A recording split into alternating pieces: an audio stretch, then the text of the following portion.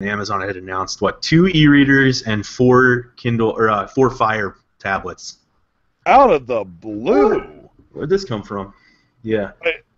I mean, we've seen earlier in the day the Kindle Voyage, which is their new high-end e-reader, priced at $200. It has I think a 300 ppi display, touchscreen, a new page view turner, so you can change the page without, I guess, touching the screen. You just tap the bezels and stuff like that.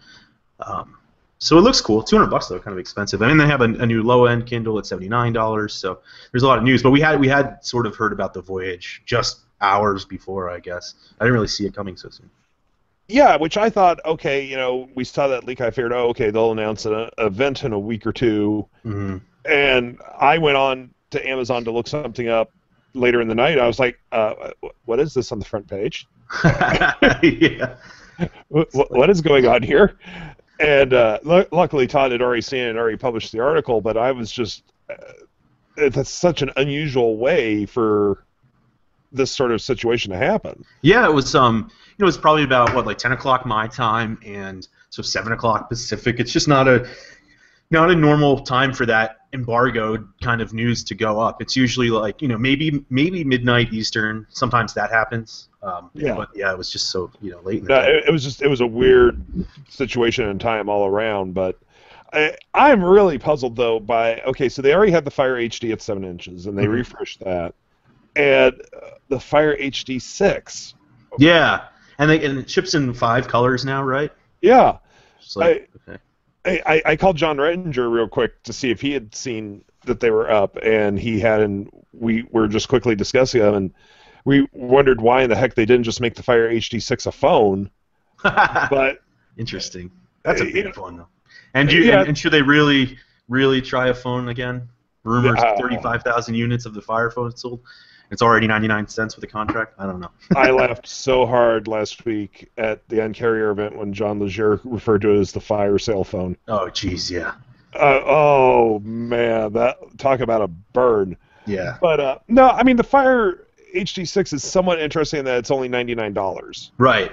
Yeah, it's interesting. And you have to wonder with these kind of prices, and we've seen it before, sort of the lower prices from Amazon, mainly to get you into their ecosystem. Jeff Bezos has said before, that they make their profits when you start buying stuff. And you have to wonder, then why didn't they do this with the phone? And I know that phones are sometimes more expensive to build. You toss in an LTE radio. Sometimes that's why tablets with LTE are $100 more and stuff like that. But, I think they could have come in then, maybe with that phone that we had talked about at like a $350 off contract price. You have to start wondering why they don't have that.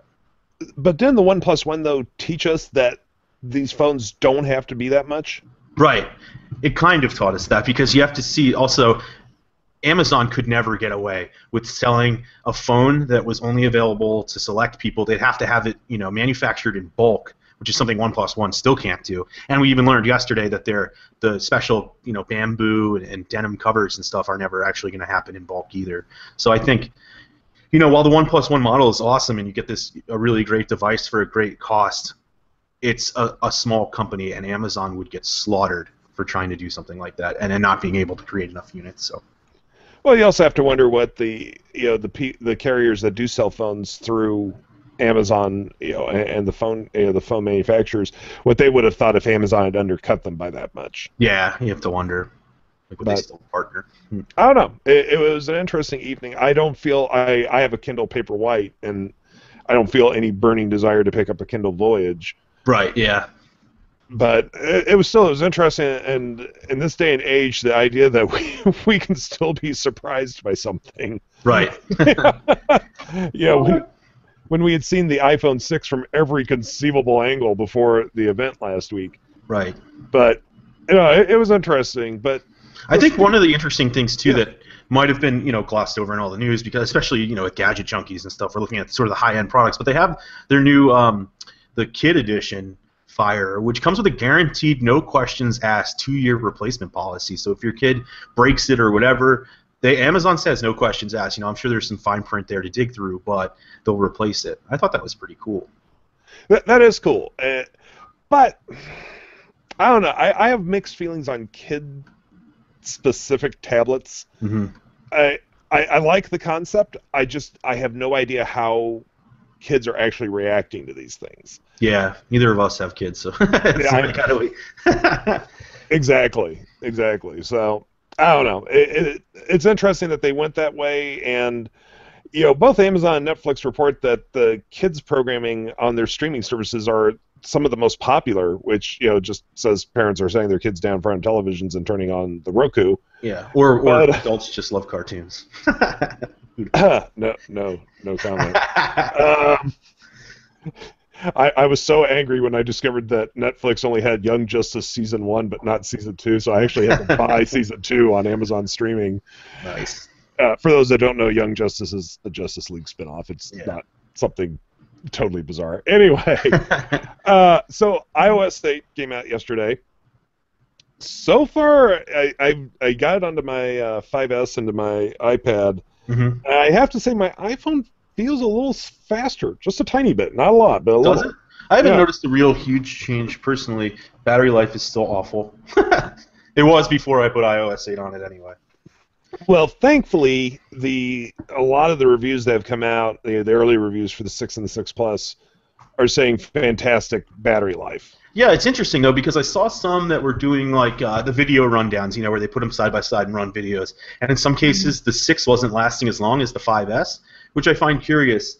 And also because people are saying the 5S is getting through. I mean, the 6 is getting through a day, but I think we all know, at least those of us who have had the 5S since last year, I still have a really hard time. I don't think I've ever, not in recent memory, made it through a full day, and I can't remember when it first came out. I think maybe, so who knows. This isn't the one I carry in my bag, but there's a reason I have portable power packs floating around. Yeah. You have to imagine, can you imagine how big Mofis are going to be, like these battery packs for the 6 and the 6 Plus? Like, is there really going to be one for the 6 Plus? It's going to be, wow.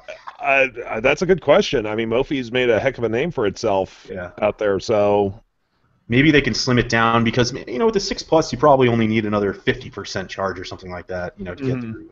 I don't know. Yeah. I don't know, and we would be remiss if we did not address the Thursday night mayhem of the iPhone. Yeah, seriously. We woke up early for pre-orders, which was crazy because I couldn't get the 6 Plus, which I was trying for. So ultimately, I did. I placed 3 orders, apparently, because the pages were crashing so much. I woke up on Friday, saw that my order was set to arrive in late October, early November. So I was like, no way. So I canceled that. Went to Apple's page. iPhone 6, 128 gigabytes, still available for delivery tomorrow. I was like, all right, I'm settling. That's fine. I bought that one. And it's crazy because I didn't have to get up at 3 a.m. I think I bought it like 11 a.m. the next morning. There's plenty of stock for the 6. The Plus one, right out the door. Yeah. So. No, I don't know. We all got up early to try to do the pre-orders, and now here's what got me. So I woke up at 1:45. Pre-orders were supposed to start and that's Central Time for everyone that's wondering. So 11:45 p.m. Pacific. Pre-orders were supposed to start at midnight. So 8 of us were in the company chat room. We're all trying to load the Apple Store. Finally, at 4:43 my time, or no, 4:23 my time, it finally was responsive. I immediately ordered an iPhone 6 Plus, and it told me that I wasn't going to get it until like October 1st. Right. So when Apple opened the next morning, I ended up not going back to bed. I was like, at this point, it's ridiculous. So I stayed up and I called Apple customer care as soon as they opened up, and I was like, hey, what's going on? Why is my order saying October 1st? And she goes, well, you ordered at 2:23. She goes, that's almost 2.5 hours after the queue opened. I go, well, here's the problem with that. I go, your site wasn't responsive. Right. I go, I had you on a 5-second reload, and I ordered the second you went live. Well, I'm sorry, sir. That's just, I can give you slightly faster shipping. So now I'm up to like September 29th, and that's fine, whatever. If I get it in 10 days, whatever. But I don't understand how, if their site wasn't operational, they were not taking orders. Right. Why does it matter that I ordered at 2:23 Pacific? That didn't make any sense to me. Mm-hmm. But I don't know. I mean, believe me, hashtag first world problems. Right, exactly. I get that. But I don't know. It was very, very odd. And speaking of pre-orders and competing phones and stuff, we should let everybody know tomorrow pre-orders for the Galaxy Note 4 open up. And so far, T-Mobile and AT&T have announced pricing expected at other carriers as well. Looking like $299 with a contract. Otherwise, it's a bit more affordable, or upfront if you do one of those installment plans. But another exciting phone coming out October 17th, though. I find that's amusing to me that the Galaxy Note 4 pre-orders are opening on the day that everyone will be going into the carrier stores. Yeah, you have iPhones. to wonder. I think it was done on purpose. No, you think? Yeah. No. Pure coincidence. Especially if they're going to do it like globally. I don't know if it's globally because they were talking about U.S. pre-orders specifically in this, but if it's globally, then Samsung could come back and Apple might say we sold, say it says we sold 9 million iPhones on the first weekend of sales, then Samsung could come back and say, well, we sold 12 million because Android and Samsung, they typically announce several million handsets, but usually within a month. But I don't know what the Note 4 is going to do. It's a very popular handset. Quick comment going back to iOS 8 for a second from Paul Gans. iOS 8 is totally unusable on my iPad 3, agonizingly slow and unresponsive. Yeah, I'd seen some concerns about a lot of people were saying yesterday, like don't put it on a 4S, and probably not those older iPads, which is unfortunate because you think Apple really tested them for quality assurance, but.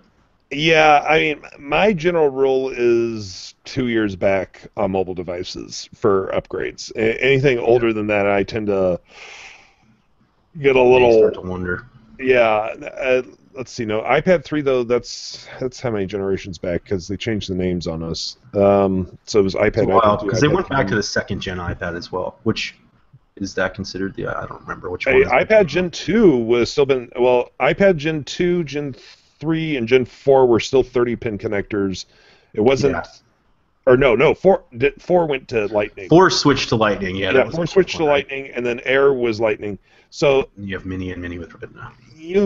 I mean, the 3 falls under my 2-generation rule.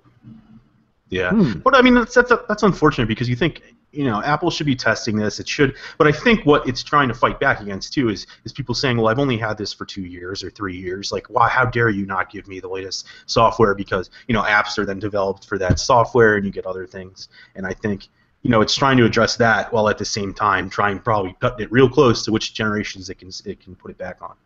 Yeah. I don't know, man. It's unfortunate. I feel for you, Paul. I believe you can roll back, and that may be the best solution for you. If it's that much of a worse experience. But yeah, I don't know. It's going to be. It's kind of funny too when you look at Android, how it's actually being designed more and more to run on these lower powered devices. Yeah, and I agree with you. Android or Google seems to be trying to make Android an all-inclusive, and that's awesome. Maybe my treadmill will get updated. Right. Well, that's exactly the risk, right? Like a lot of times you're not going to get the update on some of the Android handsets because these manufacturers are pumping out so many, and they're on so many carriers. The carriers are then saying, well, we don't have time to go testing this for every single product. We're not going to roll it out to every device, and same with manufacturers. And I think so. You run into problems on both sides of the road, whether it's Android or iOS, and then even Windows Phone's been actually Microsoft's been doing a great job with rolling back Windows Phone 8.1 to older devices too. Yeah, exactly. And Paul just to update us, he is restoring from a backup. Man, that sucks. Right. That really does suck. But good luck, Paul, though. Hopefully it will work out for you. But, so, tonight at midnight, local times, which actually, let's see, Australia should be getting their phones right about now. If not, they're about 14 hours ahead of me, so, they should already be on sale in Australia. Which means the blogs that I hats off to them, but the blogs that fly to Australia just to buy iPhones. Are there many? Not a lot. I mean, iFixit will be there. Yeah. iFixit's videos will probably be up within the next hour to 2 hours. Which is great. I love those. I love them too, but it's just like, did you guys actually jump on a plane just to go buy an iPhone? Yeah, right. I mean, I go to the UK once a year for vacation, and that's not cheap. Flying all the way to Australia is even more expensive, but Right. okay. But I don't know. It's going to be an interesting day tomorrow to see how this rolls out. And of course, Monday we'll get the numbers of how many they sold. And Apple won't break it down by model, unfortunately. Mm-hmm. But do you think there's a chance we're going to break last year's 9 million? I think so. I mean, at least seeing from what how crazy the store was this year, and I think because this is not only a generation jump. It's not just a 5 to a 5S. I think it's like a big jump from 5S to a brand new design. Not only that, but also I think the larger screens, and Apple's betting on it, not me, but that it might attract Android users over too. So I wouldn't be surprised, but we'll see. Yeah, the fact that they released that how to migrate to iPhone page yesterday, yeah, that was pretty telling of how Apple thinks the new sizes are going to attract over the Android users. And I don't know. I mean, I don't know that many people that have switched to Android simply for larger screens, but I mean, I'm sure it's happened. Yeah.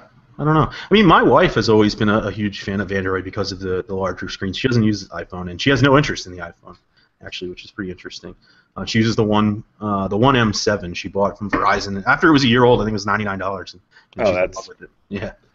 Yeah. Well, as you know, my mother's using a 1M8, and she was just telling me the other day she loves it. Yeah, great phones. Yeah, she really likes the 1M8. So what do you have? Yeah, so exactly, like you have these really, really high-end Android phones out there, and I think in that case, those people probably aren't willing to switch. But if you have someone maybe who's been using an Android phone on the lower end, or just was really, really there for just the big screen, then maybe and they had gone there for that, then maybe they might think about switching back to iOS. But I don't know. Yeah. Well, we're getting some questions in here, so let's. This one is from CBENFIE. I have no idea what you're trying to spell there. What features do you want to see when the Apple Watch is not near connected with your iPhone? Good question. Yeah, for me, I feel like we haven't really understood what local storage is for yet, whether it's just music, which I think Apple said, you can leave your phone behind and go for a run, and that kind of stuff. But I'd like to see local storage for applications. I mean, wouldn't it be neat if you had some smaller ones there that were usable? But remember, it needs your iPhone to have an internet connection, so and your GPS and stuff like that. So things like maps probably aren't going to work appropriately without a connection. But I think local storage. So if you want to have your photos, probably will be available, because they sort of suggested that when they were showing the photo album and talking about local storage. And then in addition to the music that we were just talking about, I don't know what else. Like, what else could you have local? Probably maybe some kind of note-taking application. I can imagine like an Evernote or anything that caches. Maybe. I don't know if you really want to read news on your phone, right? But if you think about things that cache maybe locally, then you could look at that, maybe Pocket or something like that. Well, all I know is I don't want my phone to ever be too far away, because I may need to send my heart rate to you in an emergency. Yeah. And so my phone will always be with me at all times, so I could. I haven't sent you my heart rate in an hour. Yeah. Let me do that right now. Let me push the digital crown and send you my heart rate.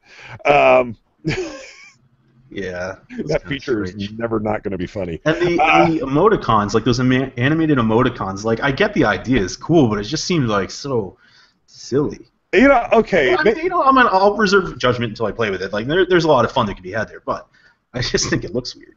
All right, here comes by being an old man again. Yes, I use a smiley face. Yes, I use a frowny face. Whatever. I don't need colorful emojis to do that. I know how to bake a colon parenthesis. Right, but you can adjust the face on this with your hands. I don't know. It's like, what is this? This love affair with emojis is just beyond me. I just don't get. They're funny when I use them in chats with my friends pretty frequently. I mean, because you can do some funny stuff. I thought somebody I follow on Twitter just sent out a tweet, and let's see, there's 1, 2, 3, 4, 5, 6, 7, 8, 9, 10, 11 emojis in their tweet. I'm like, really? Yeah. Really? Why? Yeah, it's just like those people that use 8 hashtags in a tweet.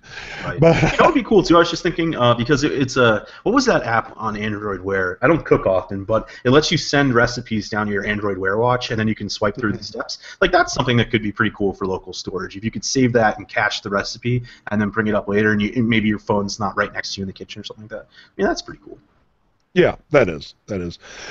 From Gishulog, guys, please, names I can actually read.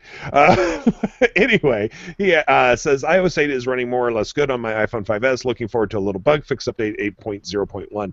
I would imagine that's probably going to be what, next week?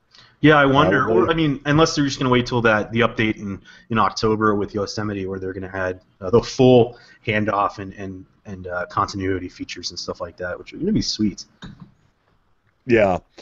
From Will Page, what are your favorite features of iOS 8? Sorry if you have answered this, just tuned in. No, we have not answered. We have not discussed our favorite features yet. Although I just did say them, I think. You kind of did, yeah. Well, for me, let's say the emergency thing that we were talking about that this morning. It's really neat.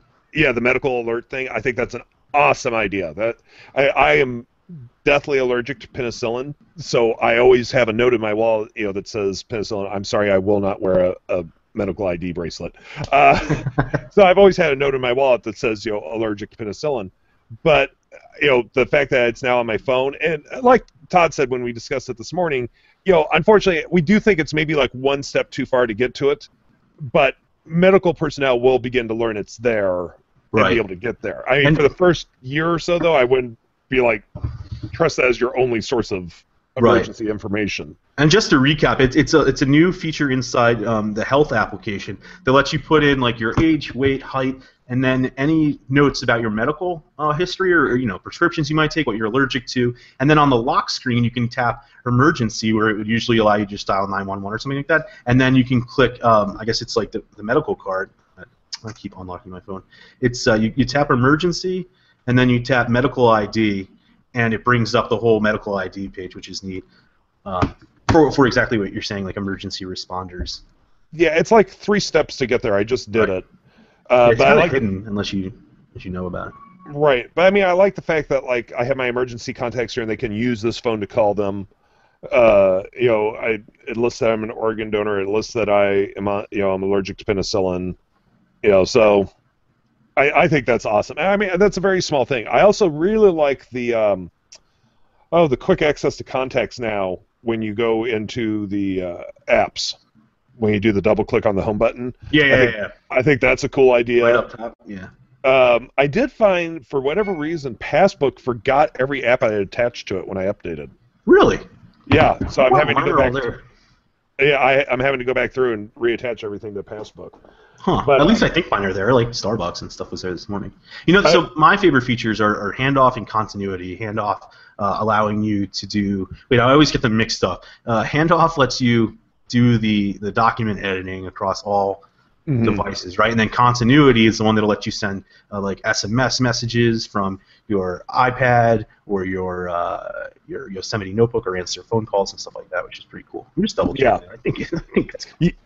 Yeah, unfortunately, those don't launch until OS 10 Yosemite, whenever that is. But I'm definitely looking forward to that. Yeah, that's going to be neat. And then what else do I like? I think, I thought Hey Siri is pretty cool, where you can just say Hey Siri as long as your phone's charging, but I hate that it has to be charging. Okay. Yeah, my freeze problem I told you about just happened. From JCSBTV, do you think Apple is holding back on the camera on the iPhone 6, only 8 megapixels? I don't know. So the early reviews seem to suggest that the camera is really, really awesome, but I personally, yes, I agree. I want more than 8 megapixels, and here's why. Because when I bring up the pictures I take on my 5S on my Apple TV, and it's attached to like a 31-inch TV, maybe, something like that, and the pictures, I mean, they look awful when they're up on that big screen. They're just totally pixelated. Selfies are worse because it's like 1 megapixel camera or something like that up front. I mean, and when I bring up my OneDrive, or SkyDrive as it's called now, on my big screen here in the living room, which is, 50-something inches, those, I mean, they look great because they're snapped with, I use OneDrive to back up everything, so all the Android devices I use, and my Lumia 1020, which is obviously going to look really crisp on the big screen, and then the 1520, those look great. So I do think that while Apple's creating a better lens and a lot of technology for the camera that's going to allow for better pictures. The 8 megapixels is very limiting when you're trying to show pictures on a big screen like this, at least for me. Well, the thing, and again, whenever the question of megapixels comes up, it's not so much, that doesn't so much dictate the quality as the actual lens does. Right. The megapixels just simply tells you how big the photo can be.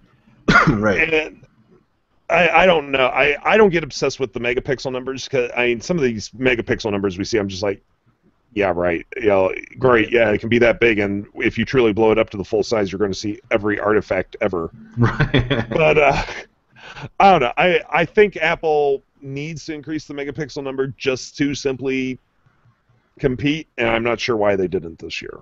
Right. But that's okay. I don't know. I feel like they say it's the most popular camera, that people use. I don't know.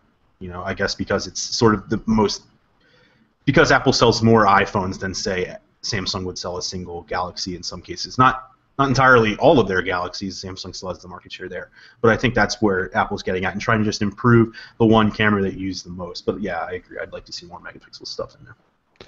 Great question here from Brizen Franco. Is Apple Pay available worldwide, or is it just like iTunes Radio, a big lie, since they also advertise it here in Italy, only available in the US of A? I believe they did say Apple Pay was going to be US only. Yeah, it's US and not even available here until next month. But I wouldn't say it's a lie. They said right away that it's only available in the United States. And I'm sure they're going to try to expand, but you have to consider they're making these partnerships with banks, and they have to start somewhere. They just, No, I mean, I can understand Apple Pay being a bit of a slower rollout. iTunes Radio, if they're advertising in Italy, then yeah, by golly, it should be there. But Apple Pay, yeah, I mean, they have to negotiate with the banks and the credit card processors and everything else. So I would imagine it'll eventually get there, but who knows when it actually will. But it'd be nice. Let's see here. From Sean the Man 34, do you think we will see another Apple keynote this year? That's a really interesting question after everything that happened yesterday.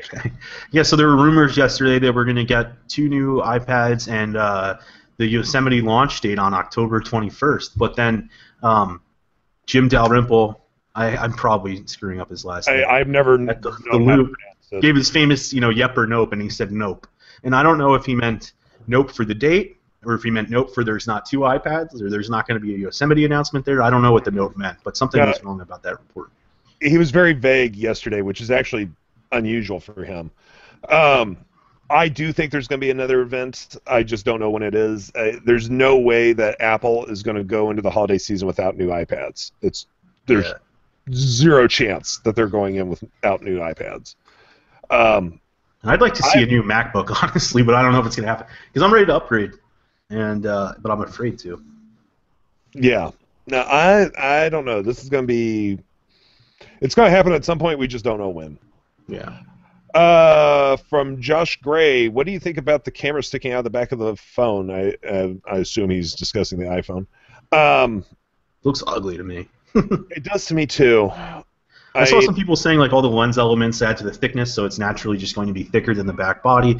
And then there were people complaining that that putting that on a table is going to scratch the lens, which I'm really not so worried about because it is sapphire. And like I know mine doesn't stick out, but it's still, on the 5S, it's still tapping stuff all the time, and it's not scratched. But I think it's, it looks like a design flaw to me, but what do you do? I don't know. It still strikes me as odd that Apple did that. But. Yeah, and like keep in mind, I mean, here's the Galaxy S5 that sticks out too. It's got a bump. So what they do though is they kind of round it up so it's a little smoother. And 1520, I'm just looking around for my phones. 1520 has a bump, obviously. A lot of things. Here's the Nexus 5. Nexus 5, if you forget, also has a camera ring that protrudes. So I think there's a lot of just like people are, there you go. There's the Galaxy S5. Yeah. People are jumping all over Apple, but like let's not forget that nearly every other smartphone on the market now does have some sort of camera bump. And that's a very good point. I think a lot of people have, just because it's Apple, they're not figuring, why is this sticking out? But I mean, this is the Mega 6.3. That's 6.3, yeah. Yeah, it's going on 2 years old, and it's got a bump. The phones you just picked up all have bumps. Yeah, I'm trying to look around. Most of them have bumps. But Apple's, in the past, the 5S doesn't. So and once again, how funny. How many phones do you have on your desk right now, Todd? Oh, a bunch. Most of them are drawers.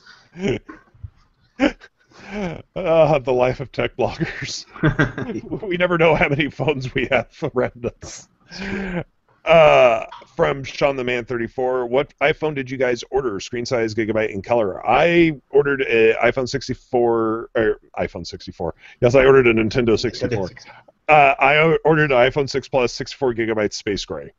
I did. Well, I originally went 128 iPhone 6 Plus, and then when the shipment was, delayed until November, I did the 128 iPhone 6 in space gray. Yeah. Josh, you say I'm sorry, I don't know for what. If it's about just to clarify, we also buy other phones. We're just talking about Apple today, but I own a OnePlus One I just bought. I own the Nexus 5 I just bought, still because I want to play with Android L and stuff like that. Yeah, I mean, I've got a OnePlus One in my bag. I've got the Mega 6.3 here on my desk. So we're not.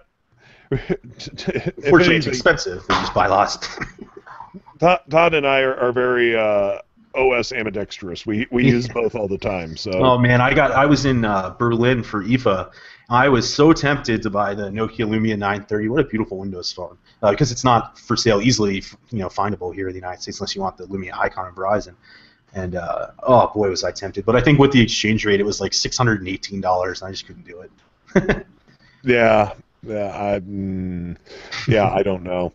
From Siddhat Gatam, Amazon announces Fire OS 4 Sangria. What are your views on it? I heard it was based on KitKat. It is based on KitKat. I haven't had a chance to play with it yet. I don't personally own any Fire tablets or have any here, so we'll try to get our devices updated in the office. But I'm excited to see how it runs on the new devices too. Hopefully we can play around with those. I mean, I'm interested to see a $99 tablet. Running whatever new software, the Sangria update they just pushed to it. You realize that the Fire HD6 has a smaller screen than my Mega. Yeah, that's pretty crazy. Yeah, but at $99, yeah, that's neat. I mean, I'd be tempted to get that over like the new $79 Kindle, and I know the difference is like e-ink and stuff like that. But when you think about it, like you could read on this and then watch movies and all that kind of stuff for just $20 more. But I know why people buy e-readers. It's tempting. Okay, interesting. This could get heated. Okay. From Benjamin McDonald. Why do you like MacBooks when there are awesome computers from ASUS and Acer? They don't make any offense. I would throw Lenovo into that mix. I love the Yoga 2 Pro. I've actually addressed this several places. I was Windows only from 1986 I have a to PC here, everybody, just so you know. Yeah, right next to Todd has both on it, and there's actually that's a Windows machine sitting behind me. Yeah. I was Windows only from 1986 to 2011, and I simply got to a point where the nature of our work is that we have to go to so many websites a day. About every 2 weeks, I was having to spend a Saturday night virus cleaning my computer. 3 to 4 hours of working on trying to repair my computer. And I came into some inheritance, and I was like, you know what? I'm finally going to buy an iMac. And, just to try it out, see how it does. And honestly, I fell in love with the operating system. I really did. And it's not from a Apple fanboy situation. It's not from a hatred of Windows situation. It's just simply, it fits what I do better. Right. I also was getting tired of buying a new Windows laptop every 2 years. Yeah. That really drove me nuts. And, I'm on the third year of my MacBook Pro. So, yeah. Yeah, it's not that we're biased towards Apple. It's just they fit what we do better. Yeah, I was just going to say, for me, I came into using a MacBook for blogging because at our trade shows and stuff, and this is back in like 2010, maybe, a MacBook Air, I don't know. Way back when I was at Laptop Magazine actually testing these things. And I'd carry plenty of laptops, but the MacBook Air at the time was one of the thinnest and lightest, and so it was really easy to carry around show floors. And then I just kind of stuck with MacBook Air. So this one's from 2012. It's a 2011 model, I think, and I've just kept it, and it's running okay. It's time to swap it out. I think it's getting issues with it, but it's running Yosemite fine, which is nice, and but the battery life's awful.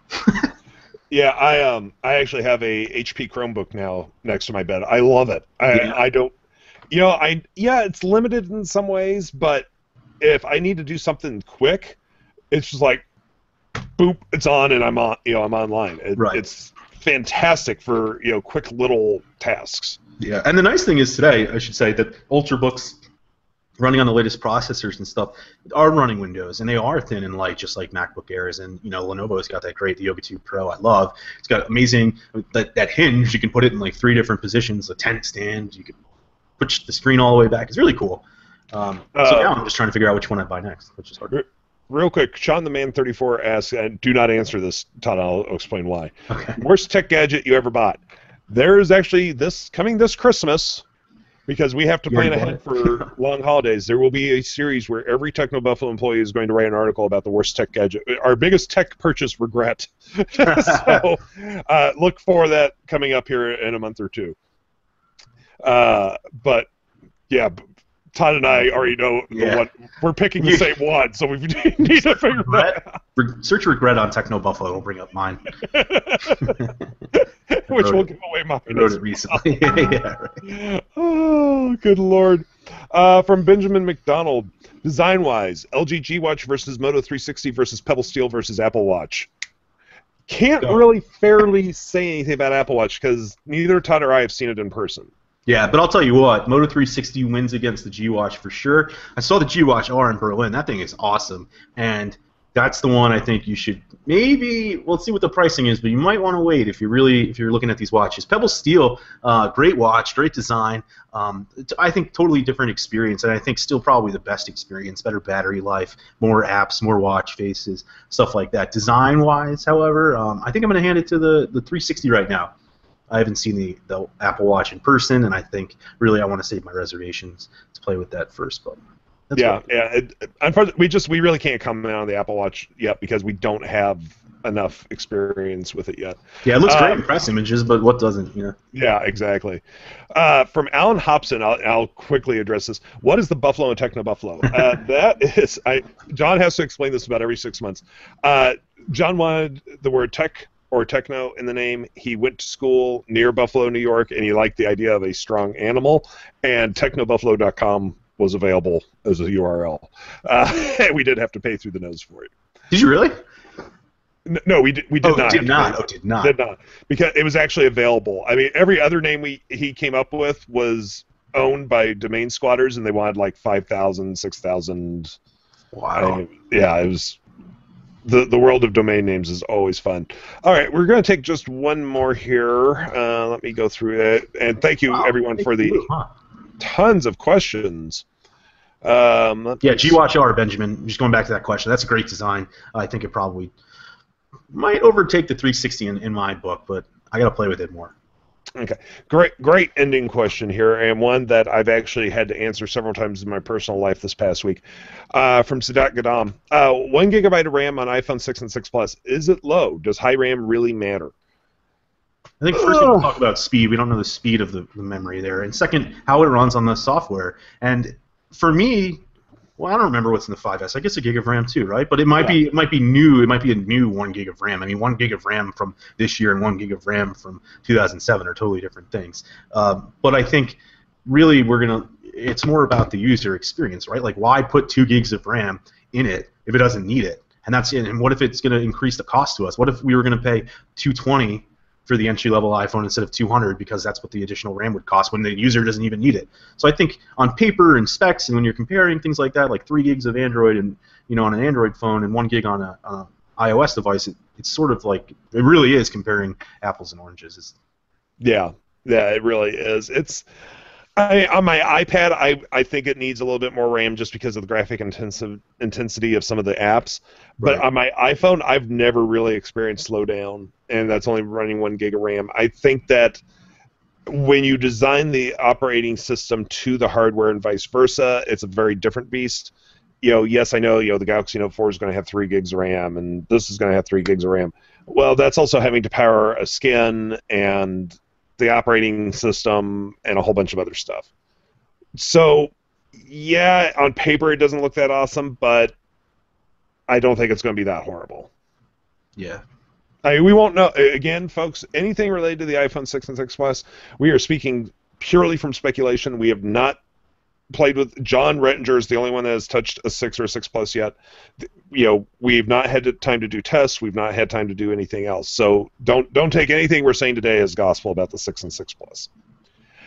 Well, I think that's going to do it. Thank you all for joining us today, and as always, asking awesome questions. I wish we could get to all of them, but unfortunately, we have to go write more content for all of you. So, as always, we do appreciate if you go and look up the TechnoBuffalo Show on iTunes and give us a rating and review. That really does help us out a lot. You can find us on Stitcher. You can find us on Pocket Cast. You can subscribe via RSS feed. There's tons of ways to listen to this show, and we do appreciate each and every one of you. As always, I've been Sean Ani. I'm the editor-in-chief of TechnoBuffalo. I've been joined by the executive editor of Mobile, Todd Hazelton. Bye, everybody. And hopefully next week we'll be back on Wednesdays. It's been a little shaky with our schedules lately due to everything going on. But no matter what, we'll be back next week. Till then, take it easy. Bye-bye.